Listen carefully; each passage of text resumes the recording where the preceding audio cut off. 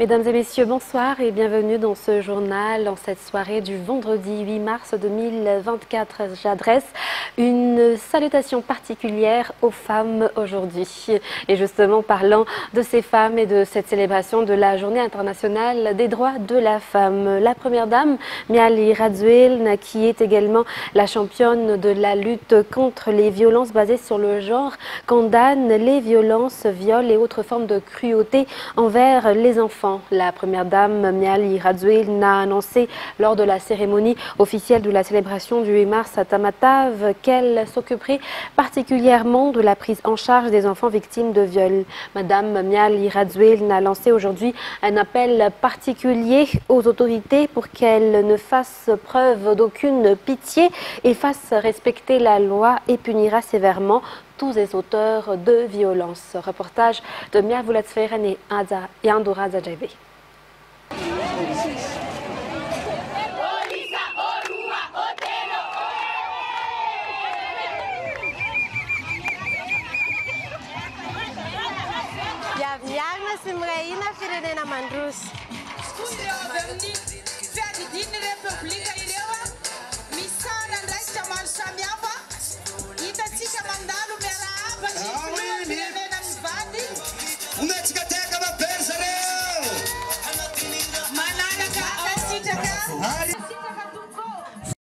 Aujourd'hui, les femmes des quatre coins de la Grande Île se sont réunies dans la joie ici, dans la région Atnanan, pour célébrer le 8 mars, journée dédiée pour la mise en valeur de la femme. Le 8 mars est la journée internationale des droits des femmes. La lutte pour l'égalité et le respect des droits des femmes se poursuit jusqu'à aujourd'hui. Malgré les efforts déployés, force est cependant de constater qu'il reste encore de nombreuses opportunités à saisir afin d'évoluer vers l'atteinte de l'égalité des genres. Il s'agit notamment de la participation effective et égale des femmes dans les activités politiques, sociales et économiques afin de renforcer leur autonomisation. Il s'agit aussi de la représentation des femmes dans les instances décisionnelles, des efforts dans l'application du cadre légal et législatif en lien avec les droits des femmes et des filles et des institutions en charge de leur application. Enfin, il s'agit du financement des programmes en faveur des femmes, tout comme la lutte contre les violences basées sur le genre. Excellences, Monsieur le Président de la République, Madame la Première Dame, Mesdames et Messieurs, distingués invités, vous conviendrez avec moi qu'aucun développement durable et équilibré n'est possible tant que les droits, la santé et le bien-être des femmes, en particulier les plus vulnérables, ne sont pas placés au cœur de nos priorités. Il est donc important qu'on saisisse ensemble les opportunités qui s'offrent à nous. C'est dans ce sens que le système des Nations Unies, en collaboration avec le gouvernement, est en train en ce moment même de développer un programme national de lutte contre les violences basées sur le genre qui envisage de s'appesantir sur les politiques à l'égard des femmes, l'autonomisation économique des femmes, le renforcement des capacités des associations de femmes et la promotion de la participation des femmes dans l'espace civique et politique à Madagascar. C'est un programme holistique et conjoint. Mesdames et messieurs, si vous me le permettrez, je voudrais saisir cette occasion pour passer le message du secrétaire général des Nations Unies, car ce message justifie la nécessité même de programmes conjoints et holistiques en faveur des femmes et des filles. Et je cite: En cette journée internationale des femmes, nous honorons les femmes et les filles du monde entier et nous saluons tous les résultats qu'elles ont obtenus dans la lutte pour l'égalité. Cependant, il est déjà évident que la société évolue de plus en plus si l'on considère la proportion des femmes occupant des postes élevés. Le président de la République, Andry Rajoelina, a mis un accent particulier à donner des opportunités aux femmes en ce deuxième mandat. Le thème de la journée du 8 mars de cette année est « Investir en faveur des femmes, accélérer le rythme ». La première dame, Andry Rajoelina, a également appelé à l'unité, à la solidarité des femmes afin de s'entraider pour le développement du pays. L'une des principales préoccupations de l'épouse du président de la République est la lutte contre les violences, les viols et les sauvageries envers les enfants qui prend en ce moment de l'ampleur. Selon la première dame, c'est souvent la famille proche qui cause le mal. Certains perpétuent l'inceste. Et cela affecte la vie et l'avenir des enfants. Madame Rajoelina a confirmé en tant que championne de la lutte contre les violences qu'elle condamne toute forme de violence et de viol. L'éducation et la santé ont également été évoquées pour la première dame, Andry Rajoelina, en ce 8 mars. Cela comprend la vaccination des enfants et la caravane médicale qui a débuté le 1er mars. La première dame a souligné que 153 femmes ont travaillé dans cette 23e édition de la caravane médicale Sarbidniek. Environ 400 organisations de femmes ont participé à cette célébration du 8 mars ici à Tuamasin. On sait que la célébration de la Journée internationale de la femme aura lieu à Madzang, capitale de la région Bouigne, le 8 mars de l'année 2025. Revenons à présent au centre du pays. La célébration du 8 mars pour la région de Nalamang s'est déroulée au stade d'Ambujachim. Il y a eu un carnaval suivi d'une visite de stand montrant les produits artisanaux caractéristiques de la région de Nalamang. Les détails avec Ruth Christelle Rakout-Malal et Yves Janel. Les femmes ont un rôle dans le développement du pays, mais elles doivent avoir le courage d'agir si l'on veut atteindre cet objectif. La responsabilité commence dans les foyers au sein de la communauté. La solidarité des femmes est toutefois nécessaire. Selon le thème de la célébration du 8 mars de cette année, Veivav Miarn, Veivav Mrayin, Madagascar Manjus. Cependant, les femmes doivent également être respectées, a déclaré le gouverneur de la région d'Analamang, Erasomarmak. La région d'Analamang a choisi de célébrer aujourd'hui le 8 mars au stade de foot d'Ambujachim. Les associations de femmes ont organisé un carnaval suivi d'un concours de danse au cours duquel le gagnant a reçu 5 000 d'ariar venant du gouverneur de la région Analamang. Il y a également eu une visite de stand montrant les produits artisanaux caractéristiques de la région. Toujours dans le cadre de la célébration de la Journée internationale des droits de la femme, l'association Soulazavan, dirigée par l'ancien ministre Soul Ndjamena-Msou, a participé activement à la célébration de la Journée internationale des droits de la femme dans le district de Fanjin. L'association compte des représentants de toutes les municipalités qui composent le district de Fanjin. Certaines associations ont participé au Tanamar, aussi d'autres ont pris part aux défilés et célébrations. Reportage. La célébration de la Journée internationale des droits de la femme a été célébrée dans toute la grande île, si le centre de la célébration était à Tuamasin. Le district de Fanjin est l'un des districts qui ont participé activement à la célébration d'aujourd'hui. Toutes les communes qui composent le district ont mené des activités. Parmi celles qui ont participé aux activités menées par les autorités locales, il y a l'association des femmes avec l'association Soulazavan, dirigée par l'ancien ministre Soul Ndjamena-Msou, qui est un natif de district. L'association Soulazavan a eu des représentants dans toutes les municipalités qui composent le district de Fanjin. Certaines communes ont tenu des activités telles que le Tanamar, comme celle de la commune de Milamen. L'association Soulazavan, qui a fait don de l'Ambawand à toutes les associations de femmes du district de Fanjin, a également participé à cette initiative. L'association Soulazavan réalise des actions sociales pour contribuer au redressement de toutes les communes de Fanjin.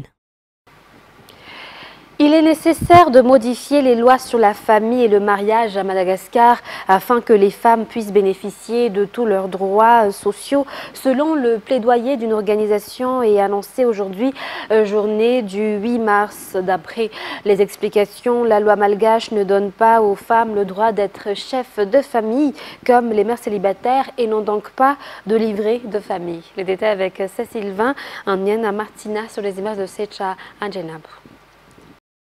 Selon l'article 54 de la loi 2007-022 sur la vie familiale et le mariage, l'homme est le chef de famille dans un foyer.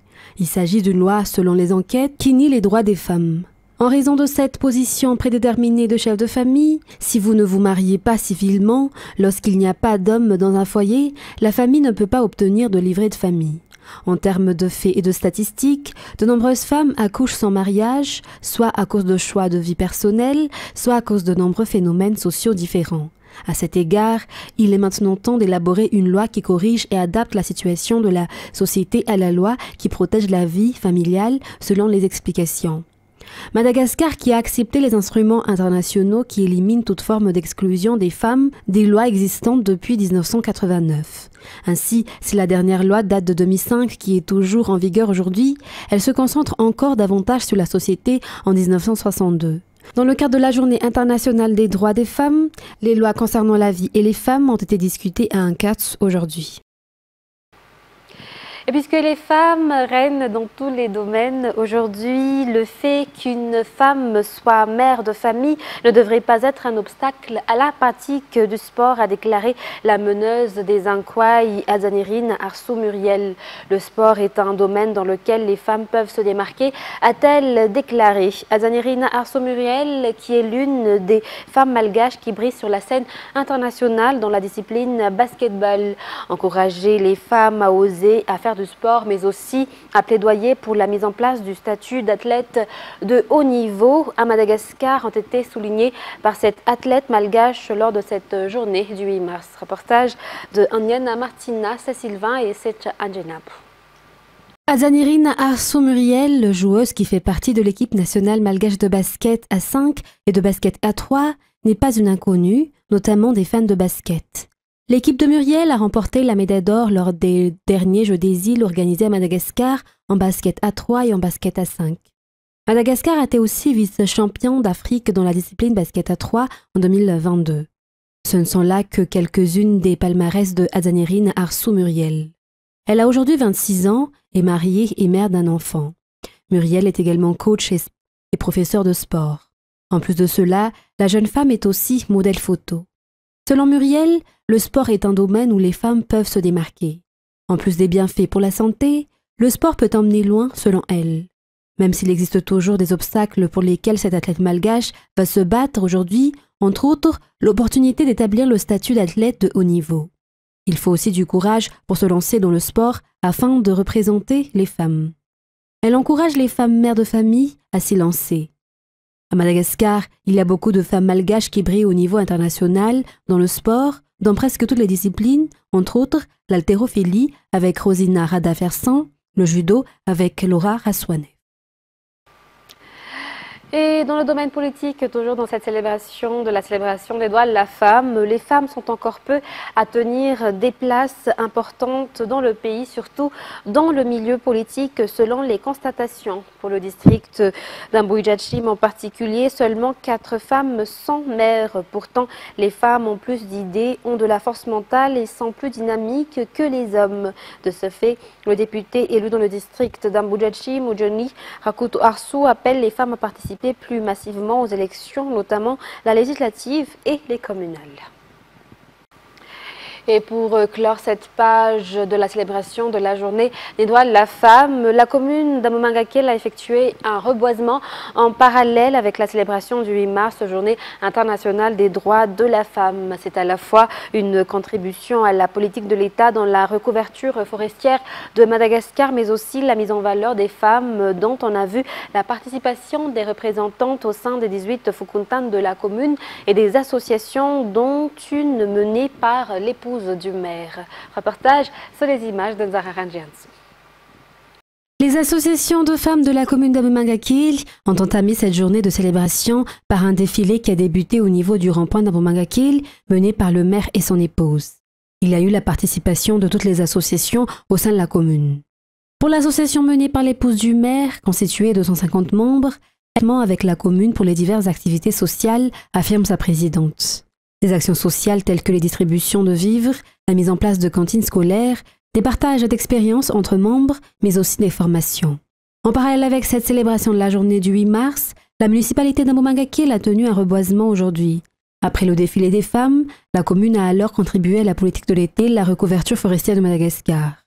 2500 arbustes ont été plantés ici, sur les terrains des frères. Outre les associations des femmes, toutes les forces vives de la commune sont venues au reboisement, comme les représentants étatiques, les associations politiques, les entités au sein de la commune, les 18 Fokontanes de la commune, et entre autres. Le reboisement s'est tenu au même endroit que l'an dernier afin de faire le suivi de ceux ayant déjà planté, mais aussi pour multiplier leur nombre. Revenons à présent à Touamasne. Le ministre de la Justice a rencontré les juges de Touamasne lors de son passage dans cette localité. À cette occasion, la Haute Cour a été dotée d'un ordinateur et a également reçu un carnet de suivi permettant aux justiciables de suivre leur dossier au sein du tribunal. Les détails avec Rose Christelle Rakoutumalal. Comme annoncé par le Conseil des ministres mercredi dernier, tous les tribunaux de Madagascar se verront dotés d'un carnet de suivi afin que les personnes ayant des affaires au sein des tribunaux puissent suivre de près leur dossier et aussi pour éviter les va-et-vient. Hier, le tribunal de Touamasne a eu sa part de ces matériels. L'objectif de ce carnet est de restaurer la confiance du public en la justice, a déclaré le ministre de la Justice. Par ailleurs, des ordinateurs et des imprimantes ont également été remis au tribunal de Touamasne afin de mettre en œuvre la politique d'accélération des procédures judiciaires. Lors de la rencontre du ministre avec les juges locaux, elle a confirmé l'importance de la mise en place d'une justice impartiale ainsi que l'application de la nouvelle loi pénale dans les cas de viol sur mineurs. Dans les actualités internationales, toujours dans le cadre de cette journée du 8 mars, elles sont depuis 2017 des milliers de femmes à investir les rues le 8 mars pour revendiquer leurs droits. Femmes et minorités de genre se réunissent autour d'un appel commun et international à manifester, mais surtout à faire grève. En France, pourtant, la grève n'est pas une évidence, pas la grève féministe. En plus des syndicats, des collectifs féministes appellent à cette grève du travail salarié, domestique et reproductif. France 24. En tract pour la grève féministe, vous pouvez vous mettre en grève le 8 mars pour l'obtention de nos droits. Je peux vous laisser un tract ? Une société égalitaire. Clémence la revendique en appelant à la grève en France, encouragée par les victoires de l'étranger. La grève féministe, en fait, ça prend beaucoup en Amérique latine, notamment avec le mouvement Ni Una Menos depuis 2016. Chaque année, elles font des appels massifs à la grève qui marchent, qui a permis d'obtenir le droit à l'avortement et contre les féminicides et les violences sexistes et sexuelles contre les femmes et les minorités de genre. En Italie, en Espagne et en Suisse, ça prend énormément et en France, ça ne prend pas. Depuis 3-4 ans, il y a une volonté de faire une grève féministe également en France. Pour faire découvrir les enjeux de la mobilisation, tous les moyens sont bons. Alors, pendant l'action tractage, Lisa et Eri animent un atelier de découverte. Un préavis de grève intersyndicale qui est déposé. Je trouve que c'est très enthousiasmant. Ici, le temps est à la discussion, autour d'appels à la grève et de photos d'autres pays. Au Chili, bon là on va pas sur la photo, mais c'est des grèves qui sont... Enfin, dans la rue, il n'y a que des femmes. C'est une façon différente aussi d'occuper l'espace. Manon est là pour découvrir la grève féministe à la française. Au Chili, elle a connu des mobilisations massives. Ce soir, elle rejoint des camarades pour coller des affiches. L'atelier l'a convaincue de se mobiliser en France. La France a quand même une culture de la grève et de la mobilisation politique assez présente. Mais pour la grève féministe, ça ne prend pas aussi vite que dans d'autres pays. Mais progressivement, on y arrive. Enfin, de plus en plus, le mot grève féministe est cité dans les médias. Même j'ai entendu ce matin au Congrès une députée qui parlait de la grève féministe aussi dans son discours. Donc pour moi, on est en plein dedans en fait. C'est le moment vraiment de ne pas lâcher et de continuer. Après l'inscription de la liberté d'avorter dans la Constitution par le président ce vendredi, Manon sera dans la rue pour lutter contre les oppressions patriarcales. Restons toujours en France, toujours autour de cette célébration du 8 mars. Près de 4 millions de femmes souffrent de précarité menstruelle dans ce pays, ce qui signifie qu'elles n'ont pas les moyens de se protéger correctement pendant leurs règles. Une situation aggravée par un tabou persistant autour des menstruations. Des villes commencent à s'emparer du problème, comme en Créblin, Bicêtre. France 24 toujours. Des protections hygiéniques en libre service et gratuites. C'est la mesure lancée par la ville du Kremlin-Bicêtre il y a un an. Ce dispositif, il est hyper bien. Les périodes menstruelles, c'est 1 semaine à 10 jours par mois. Donc c'est un gros budget aussi et c'est un avantage pour nous d'en avoir à disposition. Siam ne se considère pas précaire et pourtant, elle en bénéficie. Comme elle, 150 femmes ont été aidées sur l'année avec 3000 serviettes et tampons distribués par la ville. Alors voici, ça c'est un modèle de distributeur qu'on a fait installer du coup. C'est un système de libre service. Le principe c'est C'est pas qu'on soit en surveillance de qui en prend ou pas. L'objectif, c'est vraiment de permettre aux femmes d'avoir accès à ces protections-là et de travailler aussi un peu le tabou autour des règles et de manière plus globale réduire les inégalités de santé qui peuvent toucher ce public. Selon l'association Règles élémentaires, la précarité n'est que la conséquence du tabou autour des menstruations. Une femme sur deux ne se sent pas à l'aise de parler de ses règles. Les évoquer aussi de cette manière-là, dans les lieux publics, dans l'espace public, c'est quelque chose qui est de nature évidemment à permettre de dédramatiser, si j'ose dire, ou en tout cas de détabouiser les règles. Pour le moment, 25 villes de France ont développé ce système et espèrent son extension sur tout le territoire. C'est déjà chose faite en Écosse, où les produits périodiques sont gratuits depuis 2022. Dans un tout autre sujet à présent, des proches des passagers chinois du tristement célèbre vol MH370 de Malaysia Airlines se sont réunis aujourd'hui à Pékin, toujours en quête de réponse, 10 ans jour pour jour après la mystérieuse disparition de l'avion. France 24. Pour ses proches des victimes, la douleur est toujours vive 10 ans après. J'espère qu'ils pourront reprendre les recherches dès que possible pour retrouver nos proches, pour retrouver mon fils. Cela fait 10 ans. Le 8 mars 2014, l'avion MH370 de la Malaysia Airlines a quitté Kuala Lumpur en direction de Pékin, mais en plein vol, il a disparu des radars. Les enquêteurs affirment que quelqu'un aurait délibérément coupé le système de communication de l'avion, le faisant dévier de sa trajectoire, mais le doute subsiste. Pour le 10e anniversaire de cette disparition, les familles des passagers chinois du vol se rassemblent à Pékin, toujours en quête de réponse. Elles doivent rencontrer des responsables chinois. Nos demandes concernent la recherche de la vérité, l'endroit où se trouve l'avion et où se trouvent les personnes disparues. Nous avons besoin de les voir s'ils sont vivants. Nous avons besoin de voir leur corps s'ils sont morts. Malgré les plus vastes recherches de l'histoire de l'aviation, menées pendant près de 3 ans sur 120 000 km² dans le sud de l'océan Indien, seuls quelques fragments de l'appareil ont été retrouvés. Lundi, le Premier ministre malaisien a déclaré qu'il serait heureux de relancer les recherches en cas de preuves convaincantes. Un bien mince espoir pour ces familles endeuillées. Mesdames et messieurs, ainsi s'achève cette édition pour ce soir. Nous vous remercions de votre fidélité. Très bon suivi de programme. Je vous dis à demain. Bonne soirée à tous.